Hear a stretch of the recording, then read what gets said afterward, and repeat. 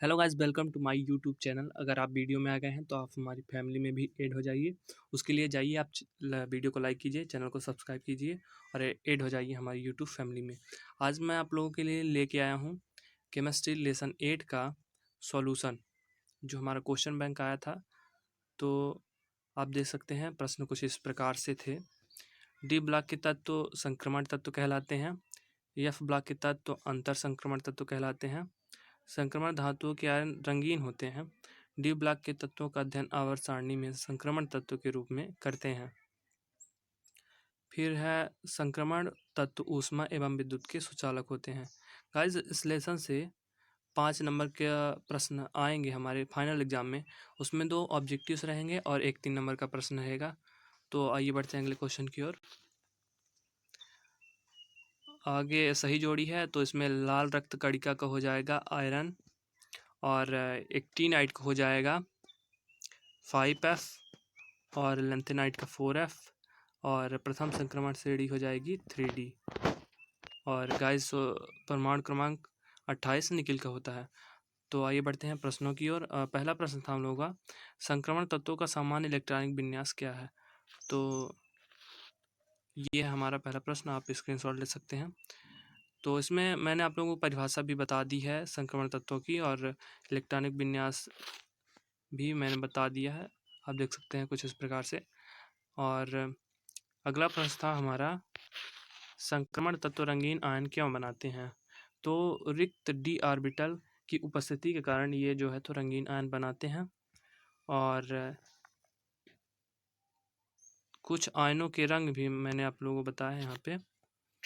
तो chromium 4 positive ion जो होता है तो नीला रंग देता है। ये क्वेश्चन अक्सर ऑब्जेक्टिव्स में कभी कभी पेपर में पूछता है, तो आप इसको भी ध्यान रखिएगा। अगला प्रश्न है, एफ ब्लॉक को कितनी श्रेणियों में बांटा गया है, नाम लिखिए। तो ये एफ ब्लॉक की परिभाषा है, वे तत्व जिनमें 3 बाह्यतम कोष अपूर्ण होते हैं अंतः संक्रमण तत्व कहलाते हैं। तो इसमें 2 श्रेणियाँ होती हैं मुख्य रूप से, लेंथेनाइट श्रेणी और एक्टिनाइट श्रेणी।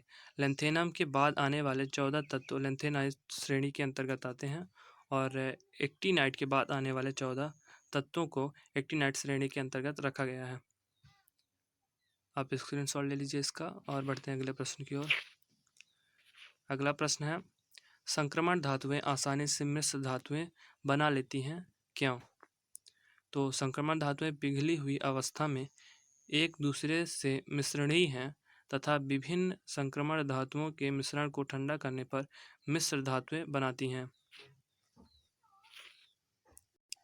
संक्रमण धातुओं का आकार लगभग समान होता है, अतः क्रिस्टल जालक में एक धातु परमाणु दूसरे धातु परमाणु को आसानी से विस्थापित किया जा सकता है। इस प्रकार संक्रमण धातुएं मिश्र धातुएं बनाती हैं।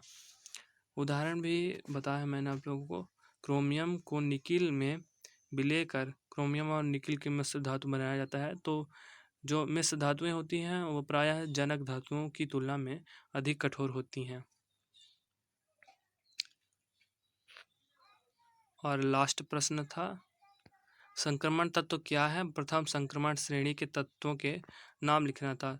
तो संक्रमण तत्व वे तत्व जिनके अंतिम इलेक्ट्रॉन डी ब्लॉक में प्रवेश करते हैं संक्रमण तत्व कहलाते हैं। संक्रमण तत्व प्रायः यस व पी कक्षक के मध्य स्थित होते हैं। प्रथम संक्रमण श्रेणी 3D संक्रमण श्रेणी है। तो यह श्रृंखला स्कैंडियम से प्रारंभ होकर जिंक तक होती है। इनमें कुल 10 तत्व हैं। यह आवर्त सारणी के चौथे आवर्त में होती है, और ये 10 तत्वों के नाम हैं, scandium, titanium, vanadium, chromium, manganese, iron, cobalt, nickel, copper और जिंक। तो गाइस, आशा करता हूँ आपको वीडियो अच्छी लगी होगी। अगर वीडियो अच्छी है तो वीडियो को लाइक कीजिए। Thank you.